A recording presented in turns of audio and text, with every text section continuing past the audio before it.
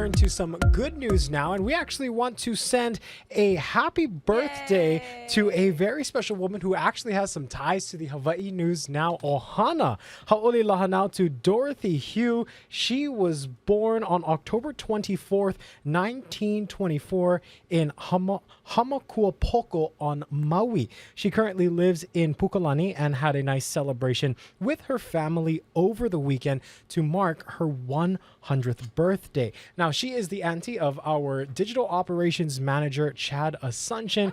He tells us that she was married for 61 years to her husband, Richard Hew, who sadly passed away in 2010. And one of the most impactful things in her life she remembers so clearly was the attack on Pearl Harbor. And she says that she even remembers carrying gas masks to school. Yeah, so she initially wanted to study at UH to be an accountant, but because of the war, there was a shortage of teachers. So she became a teacher and taught on Maui for many, many years. We want to wish Auntie Dorothy a happy 100. Glad you had a nice celebration. Yeah.